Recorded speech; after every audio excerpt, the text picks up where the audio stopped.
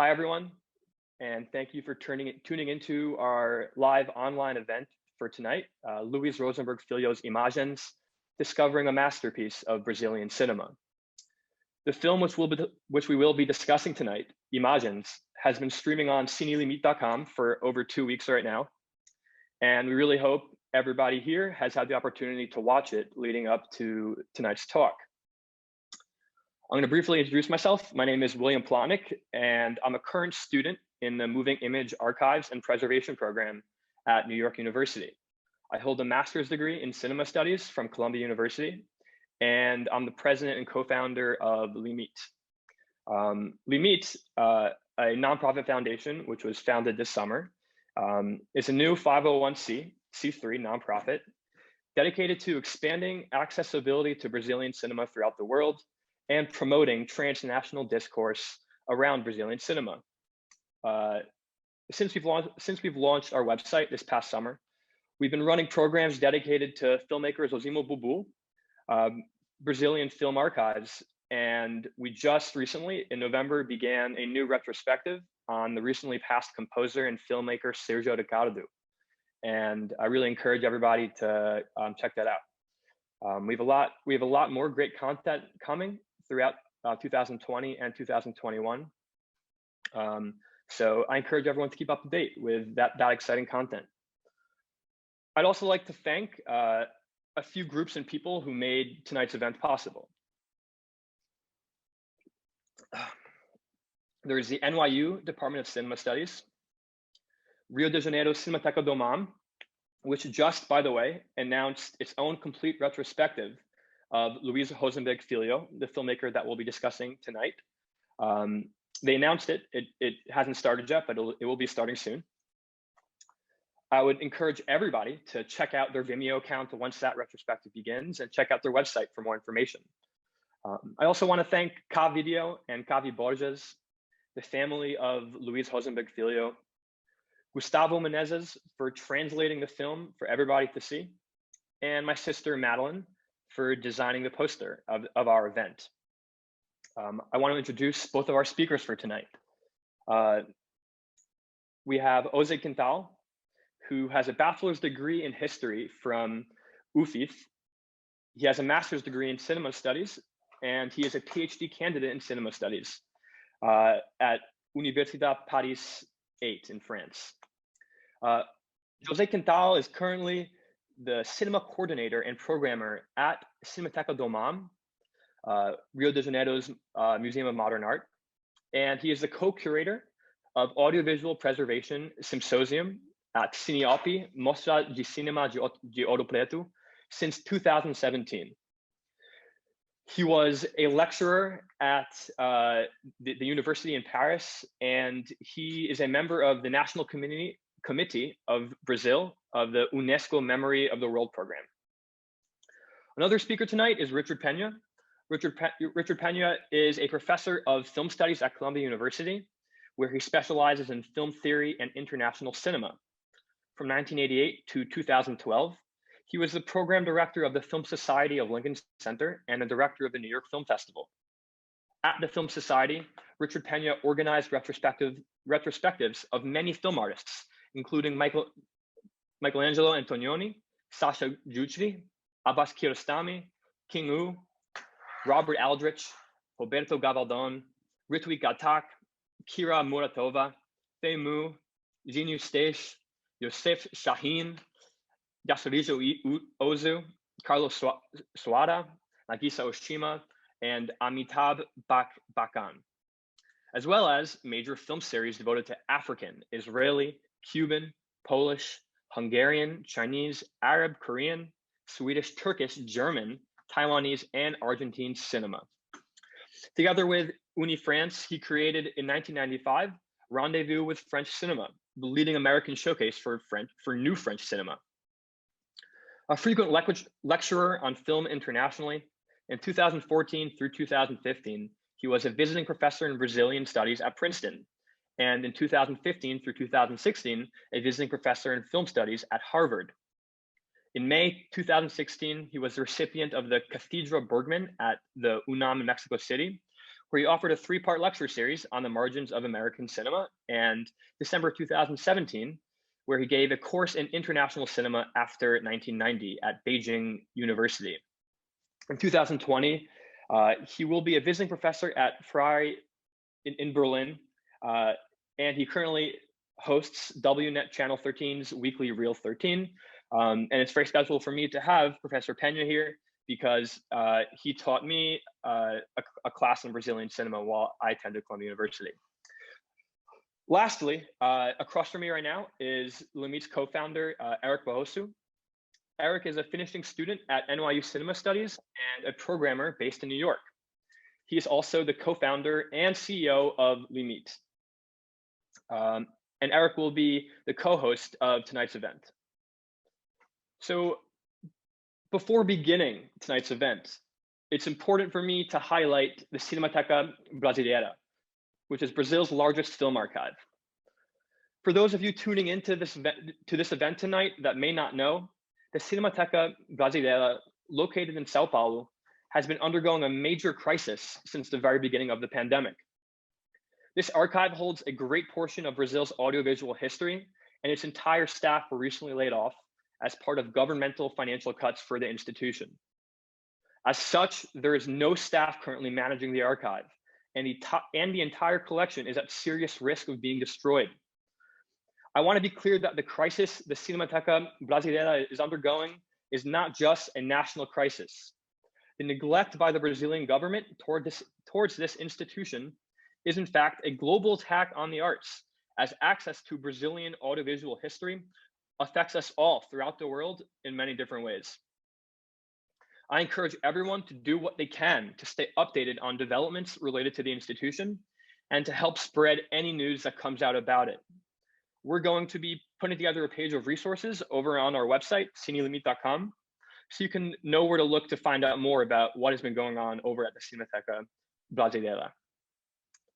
So to begin tonight's event now, Eric and I decided to put on tonight's event because we both feel that Luiz Rosemberg Filho's Imagens is a key work of Brazilian cinema that is yet to really receive its due, both nationally in Brazil and internationally. Before talking about Imagens, I briefly want to introduce its director, Luiz Rosemberg. Luiz Rosemberg Filho began his artistic career at age 16 as a painter, and he would go on to work as a film critic before getting started in filmmaking. He began his filmmaking career during the Brazilian military dictatorship with the 1969 film Balada da Página 3, which is a film that is now considered lost. He in fact made also a 1962 short film, which we believe is lost as well. In the same year of 1969, Filho contributed to a compilation film called América do Sexo, with a short called Collagem.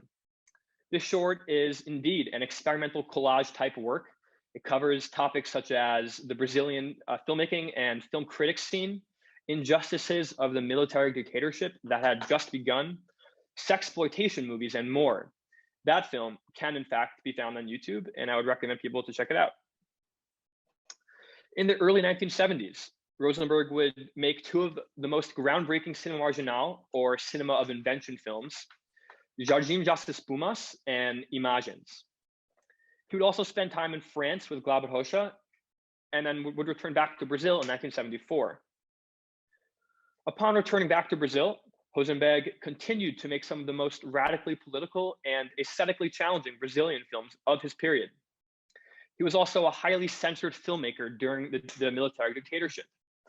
His 1975 film, Assuntina das Américas, being banned outright, and his Crônica de Industrial from 1978 being banned by the military dictatorship from being screened at Cannes, where it was originally slated to be part of the main competition. At the end of the 1980s and the beginning of the 1990s, Rosenberg made a transition from working in film to video, making works with a more essay-like tone. In the 2000s, in collaboration with producer Cavi Borges, Rosenberg would resurge his career and adopt the digital filmmaking format, going on to make numerous excellent films that explored similar themes to those he focused on throughout his career. Although he passed away just last year, Rosenberg leaves behind 11 feature-length films and 33 short-length films. And I'm not sure if that number is even correct. Most of these films have not yet even been translated, and they're really waiting to be further explored and discovered by international audiences. So we hope that tonight's event is a small step in the right direction there. So for tonight's event, we will be discussing Luiz Rosemberg Filho's third feature-length film. The goal of tonight's event is discovery. Discovery in the sense that Imagens was a film only found recently, making it an interesting archival research case that can, we hope, open up a larger conversation about the preservation of cinema marginal films. But also, as is stated in the opening credits of the movie, Imagens is probably the most radical of Rosenberg's films, deeply linked to its historical period. Therefore, there is a tremendous need to deal with what is going on in this film, to actually discuss and dissect the politics and images of Imagens. So with that, I'm going to turn things over to Eric Bahosu, who's going to introduce the movement of which Imagens is considered to be a part, the Cinema Marginal movement or the Cinema de Invenção movement. Eric, there you go. Thank you. Hi, everybody. My name is Eric Barroso. I am a student at NYU and a programmer in New York, both for spectacle theater and elsewhere. So when we speak of cinema marginal, we're usually referring to a group of films made in roughly the date range of 1967 to 1973 that exhibit certain characteristics of production, tone, and theme. These films are invariably low budget, often in black and white, although not always, and almost always shot in the urban centers of Brazil, most often São Paulo. We can say that the movement really kicked off with the film A Margem, or The Margin, by Oswaldo Candeias, released in 1967. The film concerns two homeless people in São Paulo, and his films later on would also be about similar subject matter. And then we can say that the movement found its most well-known representatives in Rogério Sganzerla's O Bandido do Luz Vermelho, or The Red Light Bandit, and Júlio Pessani's Matou a Família e Foi ao Cinema, or Killed the Family and Went to the Movies. These films are marked by a sense of alienation and aggression that manifests in an interest in the body and its intensities. While the leaders of Cinema Novo were moving on to bigger, more lavish productions with Embrafilme, the state organ for cinematic production, the Cinema Marginal filmmakers, were decidedly excluded from this club, finding it much harder to gather funds for production, and encountering a much harsher hand when dealing with the censors. A look at any one of these films will quickly reveal the unmoored, antisocial quality of cinema marginal that provoked both Brazilian petit bourgeois morality and the repressive arm of the state, which preserved those values. Nudity, violence, and grotesquerie abound in each of these underground works, as they depict a vision of society where the subaltern writhe and resist against the everyday oppression of Brazilians' political situation of the time period. Now, to really talk about cinema marginal, we have to discuss the one half of this term, which is the word marginal. And to preface this, one should say that the marginal in Portuguese has multiple meanings. It can both mean marginal in the way that we use it in English, but it can also be used to refer to a criminal. So at first, it would seem a perfect descriptor for an underground movement whose works not only largely appealed to small audiences, mostly made up of other Brazilian filmmakers and cineasts, but also one whose films were regularly heavily censored, if not completely blocked from exhibition. These films also, by and large, take those who we would consider to be on the margins of society, petty thieves, circus folks, sex workers, drug addicts, as their protagonists. But many of the filmmakers proper reject the label for several reasons. First, they don't view their films as made of marginal material or for marginal audiences. Both Giulio Bressani and Rogério Scanzerla speak of their work as originating from the people and being for the people. Another possible reason, in the words of Fabio Andrade, would be to speak of the marginal means to acknowledge a center. And in doing so, these filmmakers would be perpetuating the periphery center discourse that has plagued the arts for almost a century now. To speak of Rosenberg's specific place in cinema marginal, he represents both some of the most violent and expressive aesthetic tendencies of the movement. His work displays aggression towards the body in many different forms, often allegorizing the repressive force of the colonizer. His first film, Jardim das Espumas, features a narrative regarding alien invaders with striking similarities to fascist movements in Latin America. One can see his trademark use of face paint and allegorical image making extending from this film, his second, into Imagens. The difference between the two being that the latter is completely silent. With that, I will hand it on over to Will. Yeah, thank you, Eric.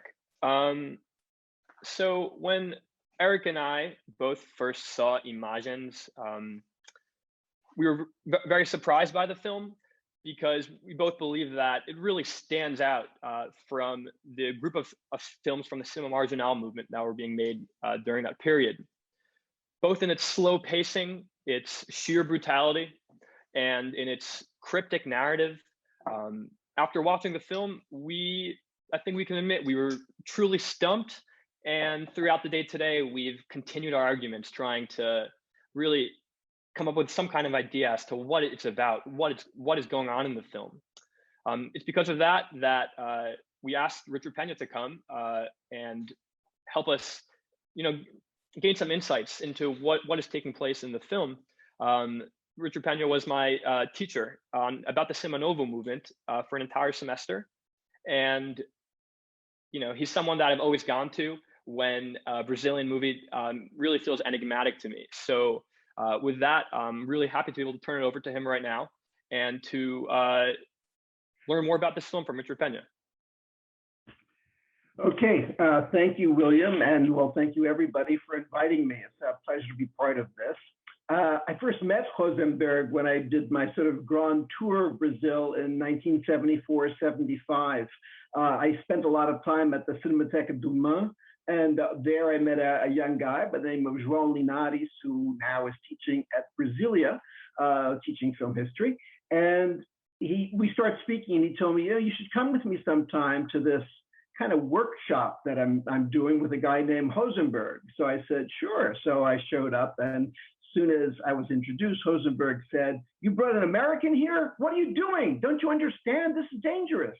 But I think he was only half kidding. But anyway, we later became quite friendly, and I went to the seminar a number of times, and more than that, just enjoyed seeing Rosenberg. He was an extraordinarily opinionated person. I don't think I ever asked him about anything where something either wasn't obra prima or uma merda. It's sort of, there were only two choices on the menu for what something could be. But whatever his opinions were, he was happy to share them and happy to explain them. So he was really great to sort of stay in touch with. Over the years, I got to see him a number of times. Before I moved back to New York to work at Lincoln Center, I worked for 8 years at the Art Institute of Chicago, and we had Rosenberg there for a little series of his films in the 1980s, and got to spend some time together. And another time in New York, we were together. And then sadly, we kind of just really stopped seeing each other, just accidentally. There were a number of years I didn't go to Brazil so much, but when I did begin to go back more frequently, say 10, 12 years ago, I did get to see him. You could often find him in the Espaço Itaú in Botafogo, having just come to see a movie or waiting to see a movie and sitting there and a little bit holding court because people knew him and they enjoyed speaking with him. And very happily, the last time I was in Brazil, not long before he died, I got to see him. We spoke for a while, and he said, you have to write to me when you come so we can do some things. And sadly, of course, that never came to happen.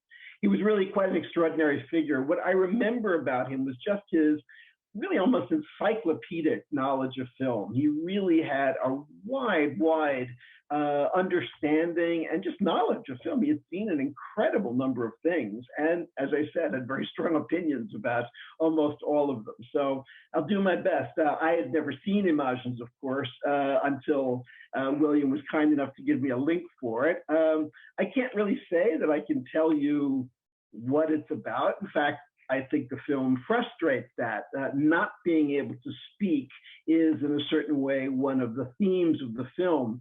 The film actually begins with an image of Rosemberg on a beach. I think it's Rio, actually, because that's where Rosemberg lived, sort of there in a white shirt that's covered with blood and a thick piece of tape across his mouth. So I think this sets up a kind of dichotomy. First of all, obviously, of someone who's been silent, who can't speak, but on the other hand, with all this blood, being very expressive at the same time. So you have that kind of contradictory image of being silent and yet expressing something in ways that perhaps aren't so clear or even so coherent, but the will to express, the will to communicate really comes through. In lots of ways, I think, rather than, well, certainly not a fictional work, a story work in any ways, or even an essay-like work. You mentioned that some of his later films become more essay-like, which is true. This film to me really seems like a series of gestures. And that's not an unusual thing. I think it sort of puts it very much in this period, late 60s, early 70s. There was a number of arts, especially I think in visual arts, and especially I think in performance art, which I think this film has a lot to do with, which I think have that aesthetic of gesture, if you'll say. In lots of ways, I think we see this aesthetic of gesture in many different ways, but principally in terms of how the body is used. Eric mentioned something about the body and its importance in cinema marginal, and I think you see that very clearly here. The body is really, in lots of ways, a site of resistance. Maybe it's the last private space in a dictatorship. And in a certain way, it's interesting how it sort of bounces off a number of things that were happening in Brazil and in the world at that time. You probably know that in the late 60s, early 70s, there was a kind of genre of commercial film which developed, which became known as porno chanchadas, most of which weren't that interesting, but there were some that were very interesting. And actually, Rosenberg liked a number of them quite a bit. And those were, in many ways, films that in their strange way kind of pushed the envelope a little bit in terms of censorship in Brazil, what could be shown and those kinds of things. It was almost like, we can't do politics, so we'll do sex. And they sort of pushed it a little bit that way. I think there's a certain, how could you say, tendency that we find in a film like Imagens, which follows that idea of using sex and sexuality in a kind of subversive way, which of course, again, brings it back to the body. Again, remember, this is a film that's made right at the end of the very darkest time of the Brazilian dictatorship, period from 69 to 73, when Ernesto de Medici was the leader. And that was really the absolute darkest time of the dictatorship. So the film is coming at the end of that. So it's interesting as a kind of reflection of many of those things. Now, again, the body as a site of expression and a site of resistance was, as I mentioned, something you found frequently in a lot of different kinds of art of that period. Just think of the whole wave of body art that went on in that time, all the work of the Austrians and different people who really explored the body. Or, of course, one of the first waves of very conscious or self-consciously feminist artists, many of whom did performance and different kinds of body art work. I'm thinking of Rebecca Horn, Carolee Schneemann, Valley Export. All of these people, again, were often exposing or exploring what you might say the limits of the body. And of course, in Brazil, you had the kind of overarching example of Hélio Oiticica, who was very close to a number of these people. I don't remember Rosenberg ever talking about him, but he was very close, for example, to Neville de Almeida, who was very close to Rosenberg. So I think there's probably some kind of connection there as well. One of the late critic Peter Wollen's most interesting, let me just get my notes here a little bit, sorry.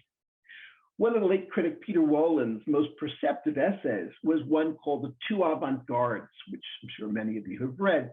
And in that, he tries to sort of sketch the differences or create sort of dichotomies between the kind of what you might think of anthology film archive vision of the avant-garde, the world of Brakhage and Darren and Bruce Bailey and all of that, versus the political avant-garde of Godard, Stroud, and a number of other filmmakers, and tries to tease out the differences and create this kind of dichotomy. Well, in a way, what we could say is I think there was at least a third avant-garde, maybe there were more, which I would label maybe the performative avant-garde.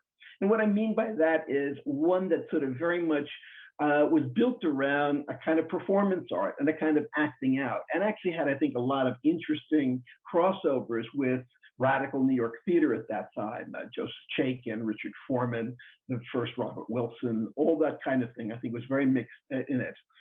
Again, the lines aren't that clear. I would include in this performative avant-garde figures like, say, Jack Smith and Ron Rice, who were also sort of claimed by the anthology people. So as I said, these lines weren't completely different, but theirs was a kind of theatrical work that was really built on the idea of presentation versus representation.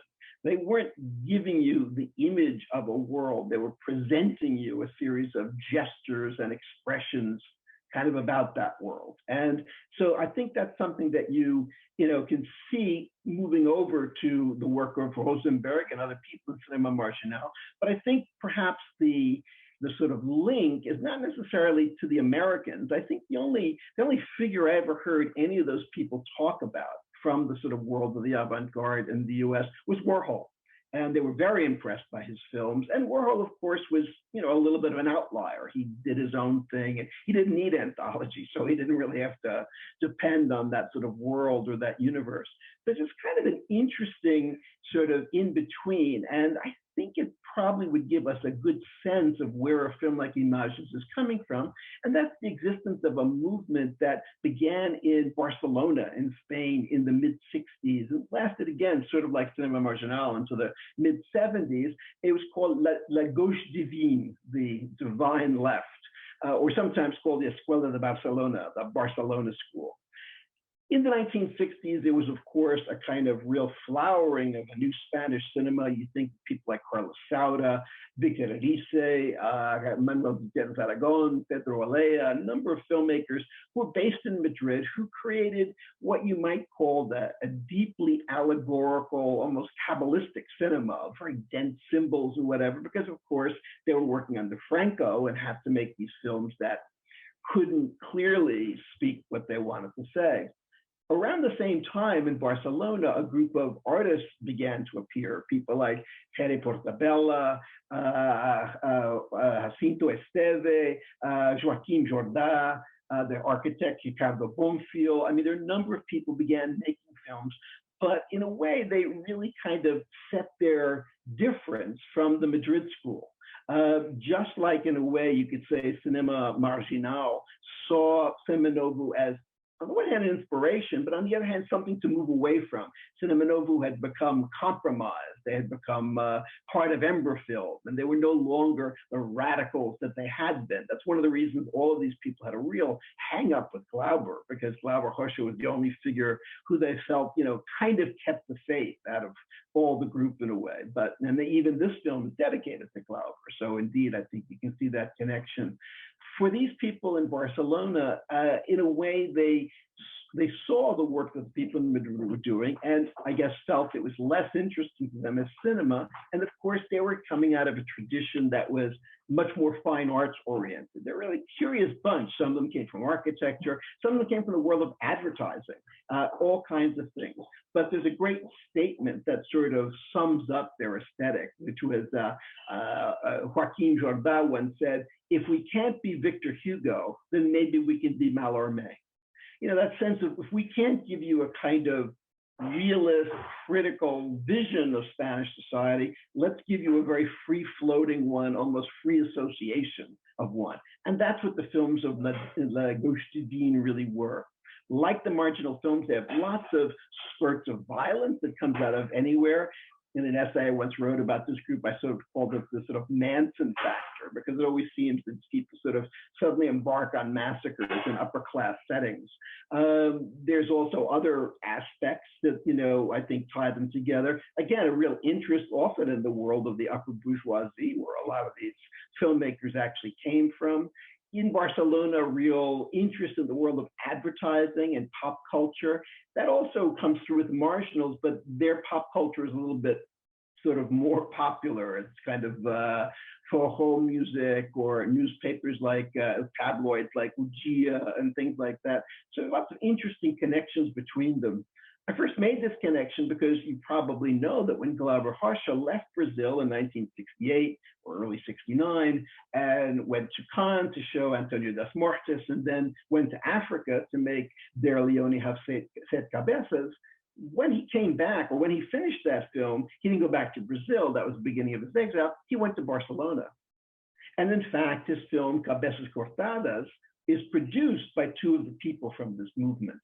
So that was the first time I sort of thought maybe there was a link between these guys. And I think certainly whatever the kind of, I mean, there's an actual link because Glauber was working with these people, but in fact, I think they recognized in each other maybe a little bit of a kindred spirit. And that's one of the things that, that I think we can get out of this group. So I think, you know, when we think of the Cinema Marginal, I think we can think of them as, you know, not certainly anthology avant-garde, nor avant-garde in the sort of Godard, Straub, and even Glauber Rocha sense, but something in between, a kind of acting out, a kind of performance, a way in which the kind of things, you know, in a way, often I think rather advanced, things like bad taste, shocking the audience, and things like that are very much almost the very idea of what these films are. Indeed, I think one of the things that Imagens does, and again, the connection to Glauber is interesting, is really build on one of the most remarkable features of Terra em Transe, Earth in Trance, Glauber's great masterpiece from 1967. One of the most notable things in that film, of course, are the number of sequences of direct address, when characters turn to the audience and begin speaking to them, you know, getting rid of that fourth wall or whatever, and establishing that kind of contact. You think of the great sequence when, of course, the union leader speaks, and then Paulo Martins comes over and, you know, covers up his mouth. That idea of kind of direct address to the audience is something that Rosenberg does here, but of course, the direct address is never a verbal address. It's the kind of physical address. And again, we have characters who look right at the camera, and in a certain way, just as they do in Glauber's film, bring up the question of spectatorship. You know, what are we looking at? Why are we looking at this? You know, who are we to look at this? And I think the film brings up those questions, especially in some of the sequences that you get in the film, which are very typical for marginal films, which is the long sequence we have of torture, when the man with the beard, sort of blonde haired, is being tortured by this guy in a bathing suit with a cross, you know, who keeps kind of choking him and poking him with this cross. And the sequence goes on far longer than you would need to establish what's going on, that someone's being tortured. And of course, the reason he's being tortured is never explained to us or whatever. But it's almost as if we go from observers to almost participants, and then finally almost to victims in a way, that we ourselves begin to feel oppressed just by the length of this. So there's an interesting way in which that whole sort of process kind of charts out, and seeing the way that our reaction to this changes over time, how we go from just watching it to, in a certain way, almost being part of it, then finally almost feeling that we're the victim ourselves, and we have to sit through so much of what's going on. Let me see if there's a couple of other notes that I have or anything else I can say that's interesting. Talked about audience address.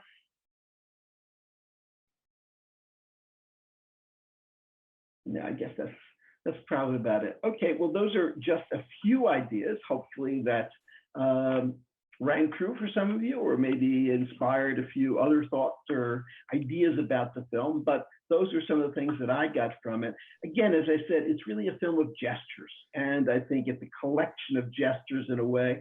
One could say it begins and ends with Images of Rosenberg. you know, and maybe that's the structuring principle of it in a way. And of course, we have these people walking through the film, again, sort of, you know, somehow distant. Sometimes actually who they remind me of are characters. I just thought of this because I remember it was one of Rosenberg's favorite films. Reminded me almost of people that you see in La Jetée, in the people who seem to be in between periods of time. Maybe that's it. And then finally, as Eric also mentioned about the face painting, I always think of that in Rosenberg's work as a little bit of a nod to tropicalism. Is that in a certain way, these people who you see otherwise dressed up in a kind of haute bourgeois fashion have face paint on that ties them clearly to native Brazilians, so that there's that kind of way in which the so-called primitive always seeps through, even in seemingly the most advanced settings. That was one of the big themes of tropicalism, and I think it's something that comes out in Rosenberg's work. No matter how refined, or perhaps especially as people are more refined, the cruelty is that much worse, and often that's the theme we see in the films. Okay, I think I'll stop there if I can, and I don't know, William, leave it up to you. Thank you, Professor Pena. That was really excellent and insightful. I think it's important that we don't take everything you just gave over for granted, because as I mentioned earlier, Imagens was a film that for 40 years was considered lost. Without film preservation, we're not going to have Brazilian cinema, and without archival workers to preserve those films, we're never going to have the opportunity to discover them. And it is with that I'd like to turn over to José Quintal, because he was a big part of the reason as to why we were all able to actually watch Imagens, and to be able to translate the film and to be able to discuss it right now. With that, José, thank you. Hello, how are you? And good evening, everyone. It's a pleasure to be here with you. Thank you, William. Thank you, Eric, for the invitation. It's also an honor to be sharing this screen with Professor Richard Pena. Thank you for this analysis of the film and the work of Rosenberg. I would like to start by saying how important it is to that we are discussing here the preservation of films, in particular Brazilian films. Like William said in the beginning, especially in this context, we are experiencing here in Brazil the situation of Cinemateca Brasileira. I would like also to underline the space that Cinema Cine Limite has been open for this issue, not only to talk about preservation itself, but also by showing films that address this theme, such as Nitrato by Alain Fresneau, or the beautiful film I love one, this Que Cavação é Essa, by Luiz Alberto Rocha Mello and Estevão Garcia. So the idea to talk about a little bit about this recovery of Imagens. It came with Jardins das Espumas, both films I found in Paris in 2014. But first, this invitation came at the same time here in Cinemateca do MAN. We are organizing this retrospective of Rosenberg's films. It's starting next Monday. So I'm going to share after my speech the link to the website we are creating. We are putting in there next Monday to show these films. Many of these films, or almost 60 films of Rosenberg, and also some visual works he made, these collages. He made out for many years, during his whole life.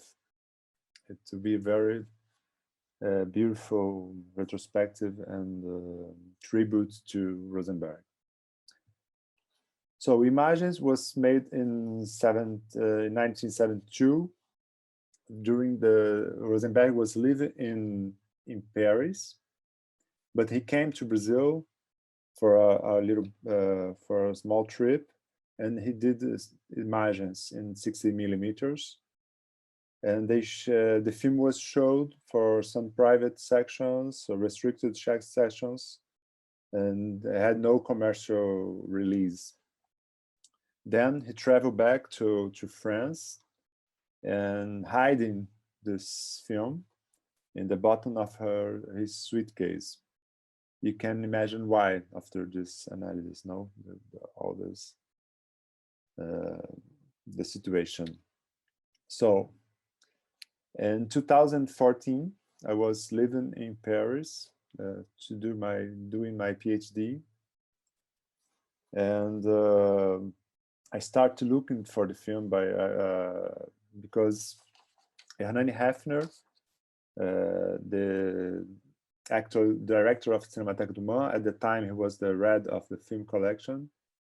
He asked me to try to find this film, both films, Jardim das Espumas and Imagens, films that Rosenberg had in mind. It was in France, because when Rosenberg came to France and he came back to Brazil in 1974, he left these films in France. So I found these two films in the collection of the French Association Collectif Jeune Cinéma, a cinema group created in 1971, dedicated to the exhibition of experimental cinema in France. This group was created as a cooperative of experimental directors and has the central figure called Marcel Mazet, who played a fundamental role in the diffusion of experimental and avant-garde cinema in France. Mazet passed away in 2012, but for many years he organized one of the most important film festivals in France, the festival du Jeune Cinéma de Hier. Images from the Rosenberg Images was awarded in 1973 during this festival. So, like I said, Hernani Hefner asked me to try to find these films in the Cinemateca, in the French archives,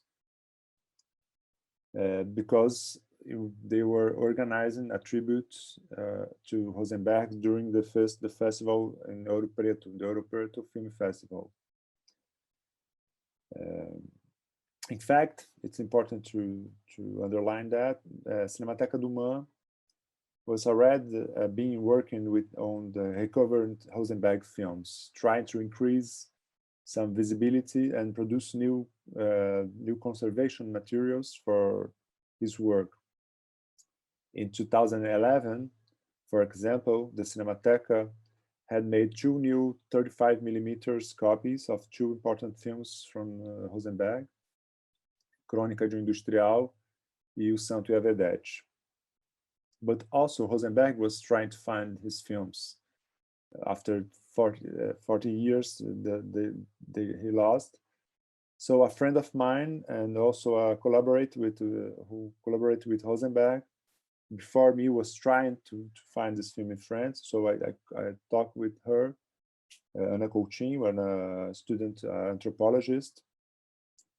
She started this research, and I continued from them. So I went to the principal archives in France at first. So I went to Cinémathèque Française. I went to the French Film Archive.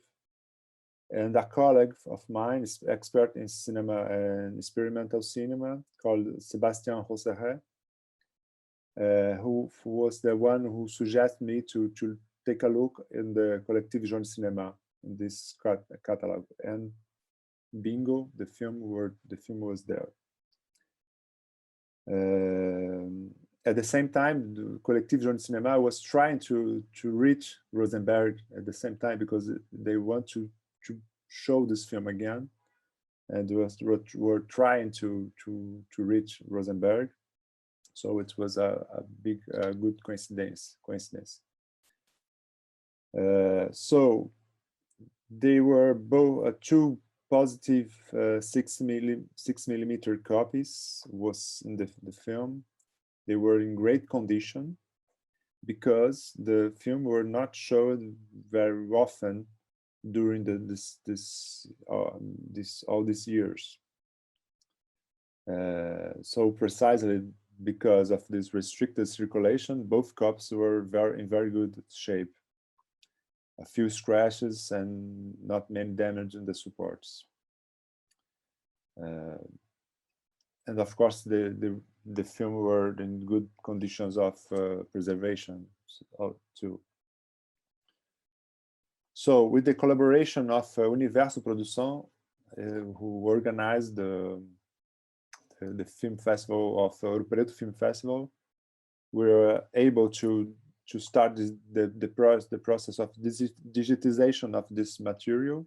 So they paid for this process. Was made in the professional lab in Paris. And we decided to keep these films in Paris because they were the only copies we had of this film. So we work with the digital representation of both films.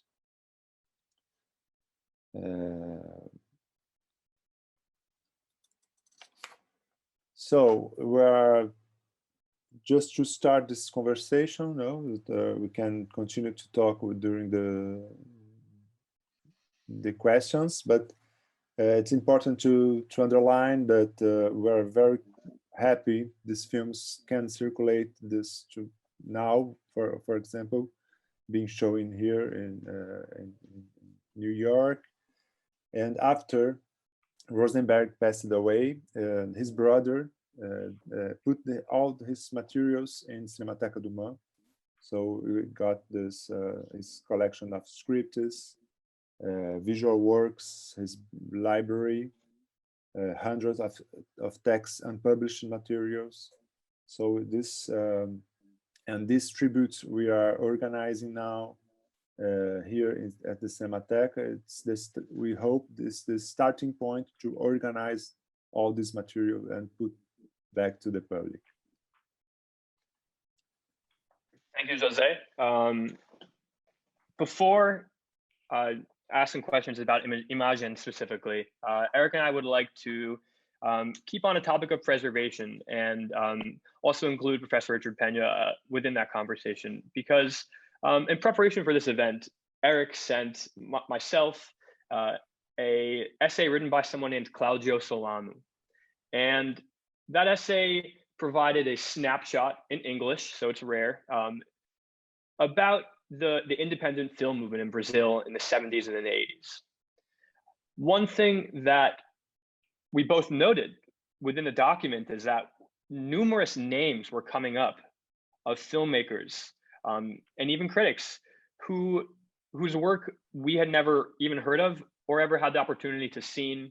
And it's with that I'm wondering, first from Richard Pena, if you can speak a little bit about while you were in Brazil, how big was this independent film movement? You can call it cinema marginal, you could call it cinema de invenção, but really how large was it? And if you can provide us a snapshot of just the environment within that sense, outside of the main canonical filmmakers from cinema marginal that we know. Then to José Quintal, you work at the Cinemateca do Man, and of course you guys have one of the largest collection of films from that period. I'm wondering what have been the real challenges in making accessible and really expanding the canon, the cinema marginal canon, in providing a larger point of view, because as we realized with a film like Imagens, it's a work that for 40 years we weren't able to discover, and then upon discovering it, it's opened up so many doors and so many new ideas just about that period. I have the suspicion that there's a lot more that came from.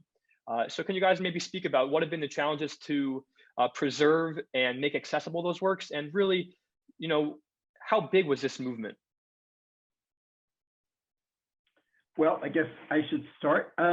One of the things which, if you recall, William, I emphasized in our class is that I think a real characteristic of Brazilian cinema is its regionalism. Brazil is a very big place, and because of that, there have always been a number of centers of cinema.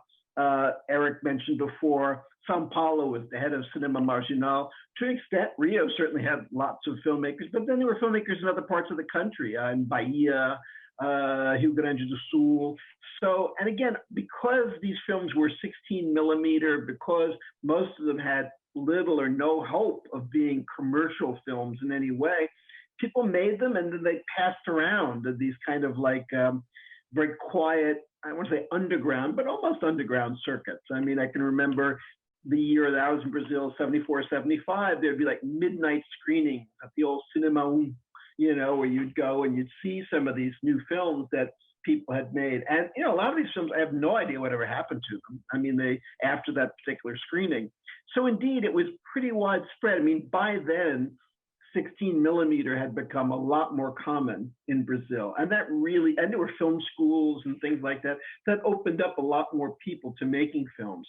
So indeed, I think to do a proper catalog would be difficult because indeed there were so many films and filmmakers who were, might have left cinema after one film. They made one film, then went off to do something else in their lives.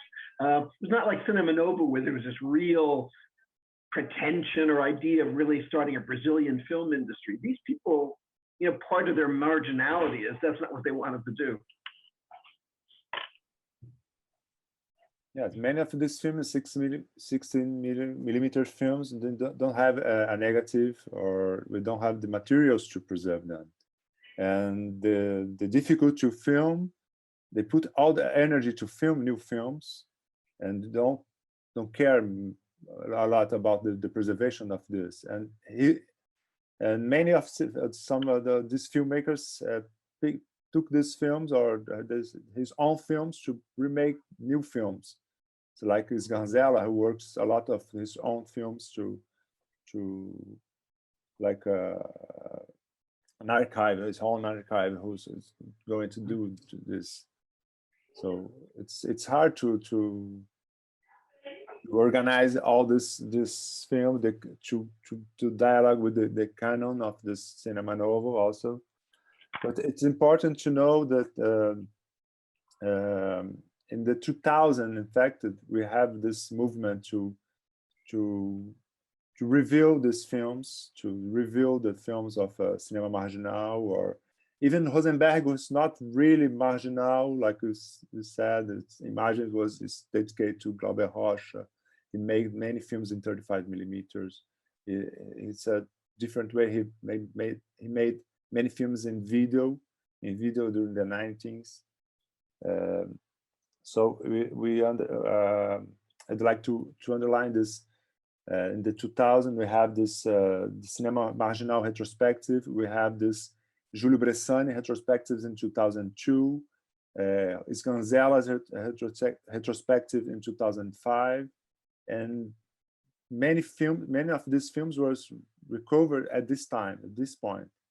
So to this retrospective, so it's Rosenberg was, even if we think in the Cinema Marginal, Rosenberg it's marginal to the biggest names, no?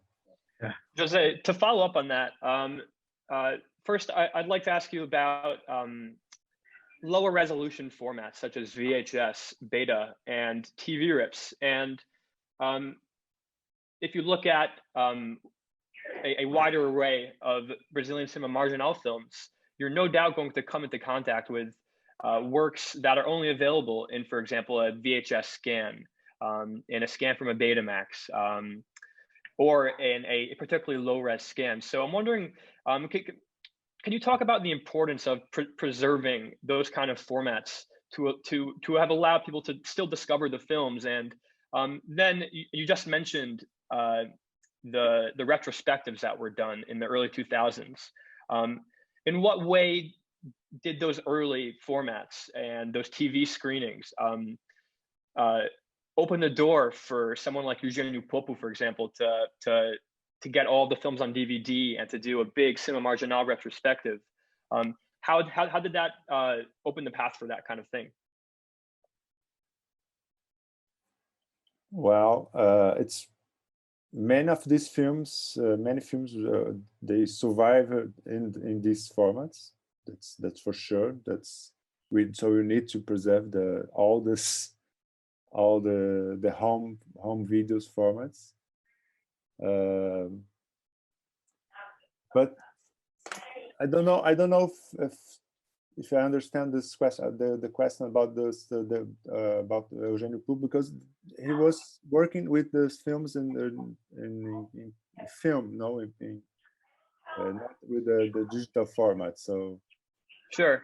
I think I was specifically referring to providing that first access and allowing people to just know about the films in and of itself.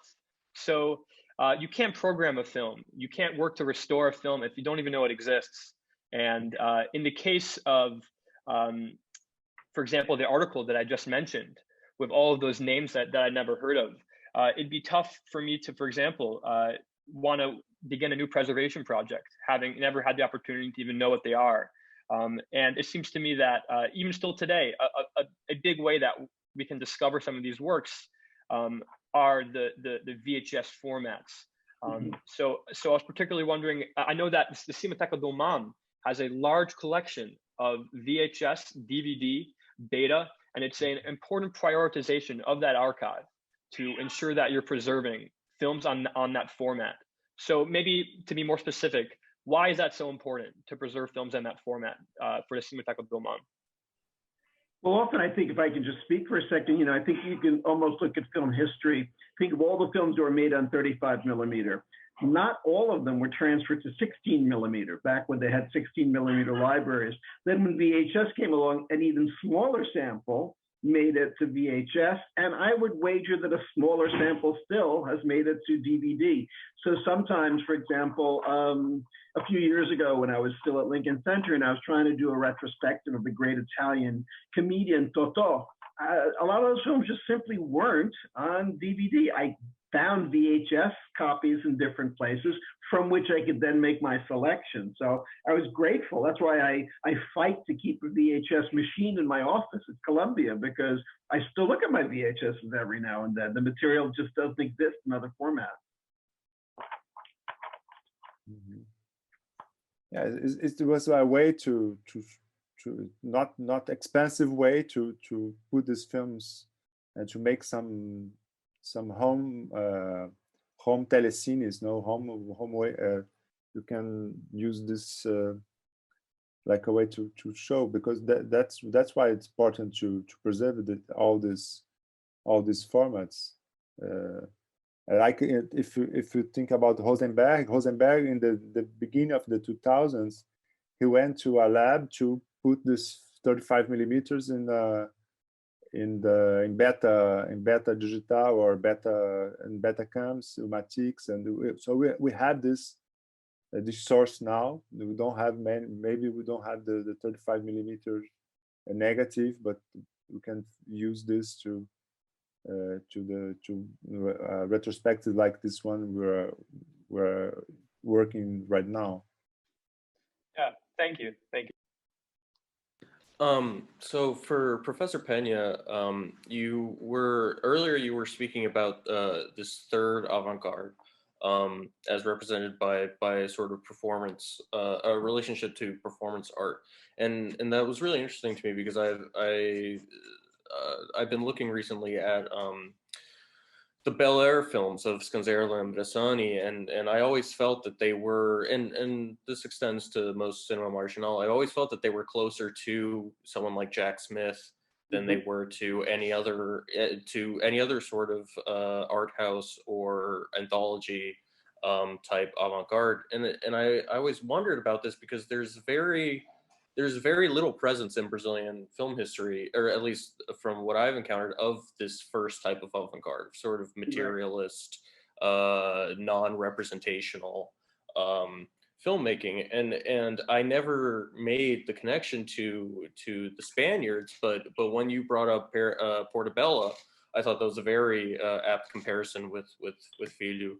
And I guess I'm wondering what, I know that Rosenberg was a very well-read and cultured person. He loved opera and all of these things. But I guess I'm wondering where, what are some of the sources that from which this performativity, this aesthetic of gesture arises from? Because I also got feelings of surrealism and symbolism, referring to the art movement, in his aesthetics. So I was wondering if you had anything to say about that. Well, it's obviously a big issue. I mean, I would say, Professor, I think you're muted. Oh, I'm sorry. No, I could hear. Oh. Can you hear me you're now? good. Yeah. Okay. I think what I would say is that someone like Rosenberg and maybe even the Bel Air folks would have said what they were doing was the logical extension of what Cinema Novo had started, but the Cinema Novo turned traitor up to. That a lot of that performativity you can find in some of Glauber, you can find in, Fome d'Amour, you can find in a number of Brazilian films. And I think what happened, it's almost like, the Children's Crusade. It's like, where are you going now? Why are you making that? Weren't you making this other? I mean, Glauber made O Câncer, which maybe is, along with Imagens, the origin of cinema marginal, marginal. So there was a way in which I think they saw themselves, I think, as not necessarily creating something, but going from where they thought the movement was showing them. They were taking it further. They were, moving it on maybe with influences from other places. But, I often think that they really felt, we're the real Cinema Novo. We're the guys who, it's not so much we broke, you broke with Cinema Novo. We didn't. We're, continuing your promise. So in that way, it was kind of like Children's Crusade or something like that. So Jairo Ferreira, we have a quote from him, which we found really interesting. He says, of Imagens, I remember some scenes of total cruelty in the erotic dialectic of politics/poetics, in the vibrant sign of the window. We don't know what that means exactly, but it says a scissor taken to the graph of tension in the narrative. Perhaps the most expressive image of castration in all of the experimentation post-68. So one of the things that we've felt differentiates Imagens from other works of the period are its seemingly, well, you mentioned, Professor Pena, you mentioned how the camera holds on the torture for very long. And it's almost pseudo-poetic. It's almost a pseudo-poetic depiction of torture. Unlike the many Eisenstein influenced filmmakers of that period, it seems that Rosenberg was embracing something more on the tunes of like Strabure was doing. And I'm wondering if either you or José Quintal can kind of expand on where he would have gotten those influences from, that kind of slow cinema style and aesthetic, and why from that perspective and from that time period would that have been an effective means of depicting these images in comparison, for example, to a film like Killed the Family and Went to the Movies. The shot of torture is a very distant shot, so you can't really see the details. In a film like Manhã Cinzenta, it's a little bit more expressed, I think, visually, but this is the rare case where you see a close-up of a man's genitalia and blood going over it, and a knife, and you see someone being tortured via his mouth for so long. Why was slow cinema the approach there, do you guys think? Why wasn't slow cinema? Why wasn't his approach to depicting those images instead of the kind of frenzy, the kind of immediate anger, the intense montage? I mean, again, if you want to do a point of comparison, if I may, I think, you think of Kill the Family and Went to the Movies, which has a scene of torture in it. I consider that a moment of what the Yugoslav filmmaker Dusan Makavejević used to call smuggling it in. In other words, you want to talk about torture, it's 1969, but you just can't say torture, you have to put it in some context that seems almost nonsensical, and because of that, you can just throw it in, well, it's just like, well, then he went home and he killed his wife, the whole thing seems, I don't want to say like a joke, but there's something that seems so incoherent, it's hard to think of it as having a message and subversive. So I would say that was an example of Bressani smuggling in the idea of torture, which was happening a lot in Brazil in 1969, through that. I think Rosenberg's not after that. I think he doesn't have to smuggle it in. I think he's into the experience of it, not in a sadistic way, but in a way in which he really wants us to go through torture, to not only watch it, but feel, a certain participation and finally feel a certain victimhood by it. Because in a certain way, obviously, we're not being physically tortured. We have to watch this, And as I said, again and again, I think the film perhaps poses the question to us, what are you watching and why are you watching this? And I think those are interesting questions for a film, and for a filmmaker. So. Jose, do you have anything to add? Yeah, I think it's about the radicality of this film. Rosenberg is I think it's the most radical filmmakers at this time. The much more radical than the other, than Bressani or than Gonzala. His films have no concessions. That's why his films were censored or not released. Or this film's Images was not commercial. That no commercial release to this film. So he put in the suitcase and go to Europe because it's not possible to be shown in Brazil at this time. Jardim das Espumas, he showed this commercial in a commercial way, but Imagens, it's just not possible to do that. And you can see this during all his career, I think. And then you have the opportunity to see many of these films from Monday, next Monday, to see everything together, to have this idea of radicality in his films. To get a sort of sense, I guess, an interior sense of that radicality, since you knew him back then, Professor Pena, what was his, I guess, disposition towards, his public disposition towards the dictatorship? I mean, obviously the sense is that nobody really could say anything at the height of repression, but clearly it was on everybody's minds, and he seemed to be more outspoken than most. So I guess, how did his words match up to his art? I mean, I was young, and I hope I, took in as much as I should have. I had actually, the first time I went to Brazil was for a brief period, about 10 days in 1972. And then I went back in 74, 75 and took a year off the university and went there. That was already Geisel. And, in a way, it seemed quite different. I mean, yes, it was a dictatorship, but there was abertura, there was opening, and one felt it in lots of things, and bit by bit, more and more things were being allowed by the censor. So I think you had, people knew where the power was, but there was much more of a sense that people were getting along and didn't have to be scared, as much as I think I wasn't there, but, I think people in 71, 72 were really scared, as well they should have been. It was a brutal regime. By 74, 75, when I was there, things had really calmed down quite a bit. And I think there was a sense of the country moving in a different direction. Rosenberg was still as critical of it. I think he was less accepting of, Geisel or whatever.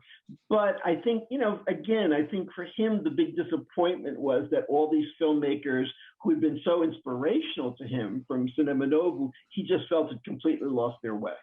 And that was the big thing. I mean, he would never say, he would hold the candle out for Glauber as being still the one who kept the faith. But, whatever you said, oh, how tasty is my little French, uma merda, everything, Guerra Conjugal, uma merda, everything was just terrible, Wow. But I think you know, it was a rejection. I mean, he could not like it, but a lot of it, I think, was almost, I won't say personal, but I mean, it was sort of like that these people had betrayed, you know, what the promise of Cinema Novo had been. And yeah, that was the thing I always felt with him, that it was, you know, obviously an argument that was based on an aesthetic vision, but there was a kind of very personal element to it.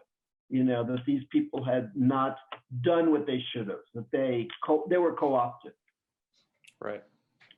Jose Quintal mentioned censorship, and I'd like to ask you guys both about that, because in a talk that Fabio Andrade gave for the film Copacabana Mon Amor, back when Spectacle was doing a retrospective for Scanzerla last year, he touched on what was the risk of making a film like this. And I briefly just mentioned Only Sao Paulo, someone who actually was tortured by the military for his film, Mania Cinzenta, I believe. And I'm wondering, can either of you give us a sense of, you know, when we think about political filmmaking, obviously there's putting the ideas in the film. Then there's also the filmmaker that literally is putting their life on the line to put together these images and to put together these ideas and to put together some kind of liberation, some kind of forward movement. In a case of a film like this, was the risk beyond just censorship? Was a filmmaker like Luiz Rosemberg Filho really putting his life on the line to depict these images?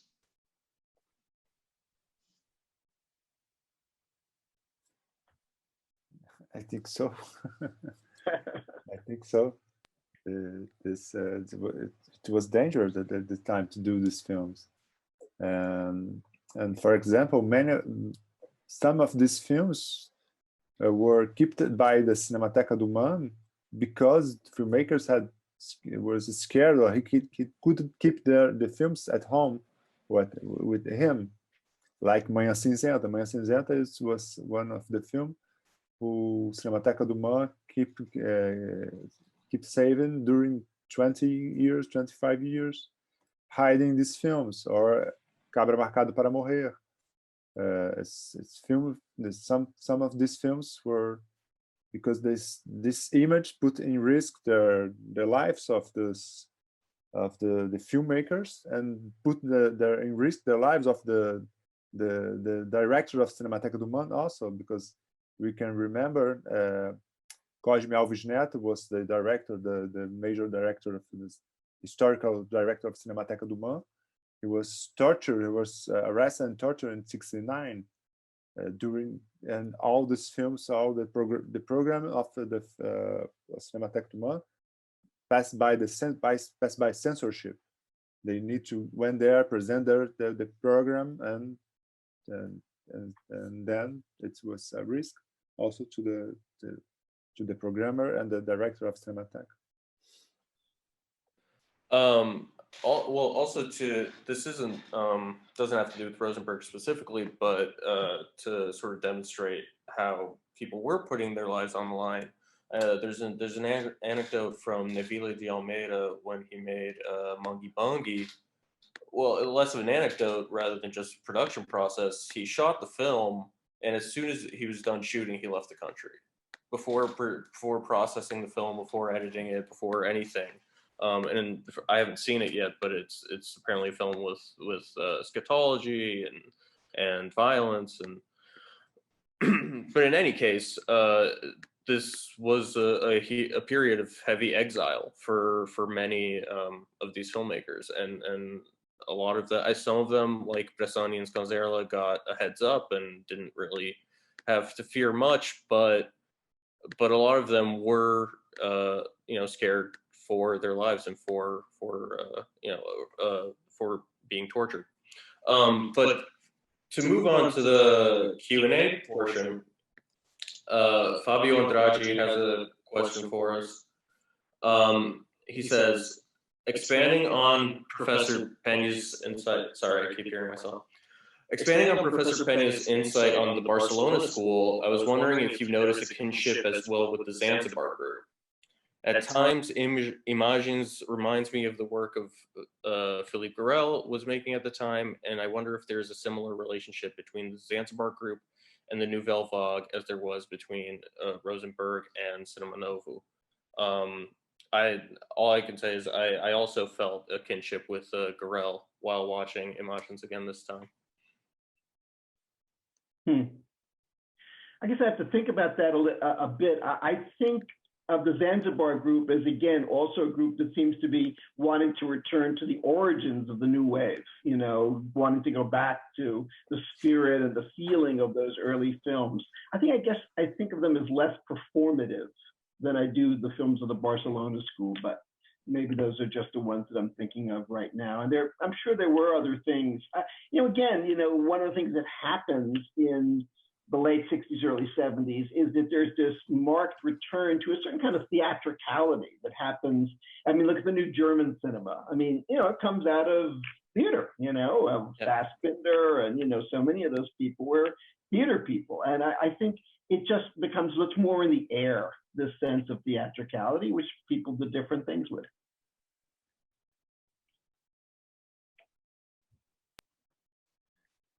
So right now we have a Q&A open. We're here for another 10 minutes. If anybody has any other questions, please feel free to drop them. Meanwhile, I want to move on to the conversation or the topic of, or the person of Paulo Emilio Salles Gomez. In that article that I read in preparation for this, it highlights the importance that that figure had. In the fact that he was willing to write about low quality cinema, so to speak, porno chanchadas, cinema marginal films, and his willingness to kind of inspire a new generation of filmmakers that, there are other paths to audiences, there are other paths to filmmaking outside of Cinema Novo. Can either of you, I know Professor Pena, you knew Paulo Emilio, can either of you kind of speak about the influence that he had as a kind of cultural figure, as an important critic to this new generation of filmmakers? I think his influence on Cinema Novo was enormous. I think that he was much read and much admired. I mean, he was kind of, in a certain way, the link to a certain kind of European modernism and a kind of certain European modernist thought and whatever. And he translated their work in those terms. So, I think he was of enormous importance. I think I know that he liked some of the Cinema Marginal. I don't know how much of a personal relationship he had with a lot of them. It could be that he knew them all, but I knew he knew, what's his name? Candeias. He liked Candeias a lot. He's really a big defender of Imagens. He thought that was really a great, great film. But again, I don't know what his relation was with Bressani and people like that. I'm sure he met them or knew them, but he had a much closer relationship to Glauber, to Joaquim Pedro, to a couple of people like that.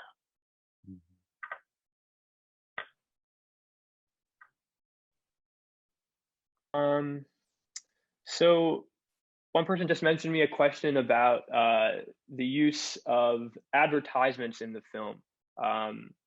There's obviously, there's a lot of archival images specifically.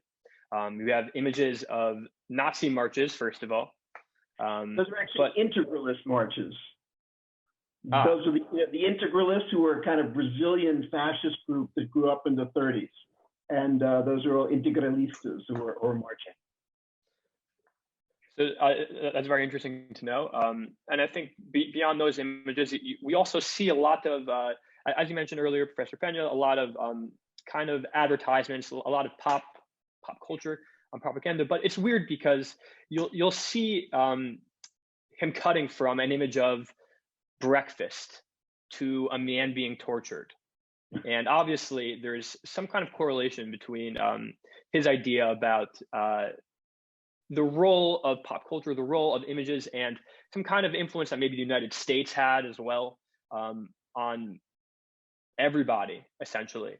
Can you guys maybe speak about a little bit about the history, first of all, of the US's kind of presence in Brazil at that period, and why there would have been such a skepticism about the role of ads, the role of propagandistic images on everybody.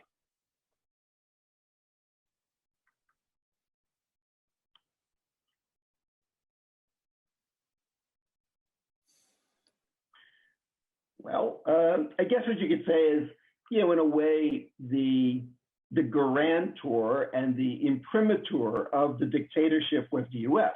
I mean, while I think the dictatorship had all kinds of local causes and reasons, the one who guaranteed it and said, "Oh yes, this is really for the greater good of the country," was the U.S. And that was so. I think and I think that, and the bet of the dictatorship is we're going to improve everyone's life materially so much that, you don't have press freedom, forget about it, or later maybe. So I think all of that is to kind of always bring that materialist side, of all these things, which again gave an image of a certain false prosperity, because obviously very few people in Brazil were of that level of prosperity, but it was the idea that it was aspirational, that now Brazil was part of this great world of capitalist consumption or something along those lines. So I think it often has that kind of meaning. Again, as I said, it's another interesting sort of crossover with the Barcelona School, whose films are full of advertisements and fashion and all kinds of things like that. Curious. But again, I think it's, in the case of Brazil, it's a little bit that idea of the good life, that the dictatorship has given you. So we have two questions here, and those will be the last ones. Yanis Siligakis asks, what was the viewership of these films, and how has this viewership changed over time? Do we have data to infer the evolution of the viewership? We mentioned really these films are going into suitcases, right? And now if you look on YouTube, you'll see 50,000 to 100,000 views and more. So I think that might be an indication as to their ever increasing popularity. I know also after the major Cinema Marginal events, there was a big boom in interest in the topic in universities as a research topic, and you saw a lot of new theses on that. So I think it's changed dramatically over time. I don't know if Professor Pena or Jose, if you guys have an opinion on the matter either.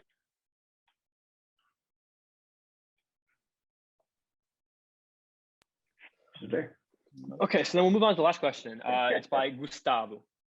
He says he wonders if the face painting pattern in Jardim das Espumas and Imagens mean that there's some basis for us to say Imagens is set in the same planet of Jardim, and so we're watching aliens. He also cautions to say that he might be overthinking it, but it's certainly something which I've been debating with Eric, and we believe it is so. Do either of you equally think that might be the case? I mentioned before that looking at the film, when I saw some of the characters and the way they were positioned, it reminded me of La Jetée, which again, they're not aliens, but they're people from the future. So there's a certain alien quality to them. And I wonder, I know it was a film that Rosenberg loved, so I mean, I wouldn't be surprised if he, thought of that, or that's kind of filtered in the film somehow. But yeah, no, that sounds about right, And also, I mean, these people seem caught between worlds. I mean, they have, the sort of 19th century dress on, and they're wandering around with this priest, and you look at the furnishings in their homes and stuff like that. And yet there's something very contemporary about them at the same time. They open refrigerators. So, I mean, these people are kind of in this strange other world, that seems to transcend past, present, and future. But there is also a way to read it as a almost sequel to his first film. The face paint is similar. The presence of the beings is similar. Jose, what do you think about that? Whether it might be a sequel or interpreted as such? I don't know. Maybe it's a good interpretation. I really I need to see again the Jardim das Espumas. I saw but to compare the director to compare, but yes, it's the first, the film came just first of this one. So well, with that, I think it's 7:27. I want to thank everybody so much for coming together to discuss this film, to talk about preservation, and to help us further understand Imagens. This has been a really great event. It's been excellent to hear your perspectives.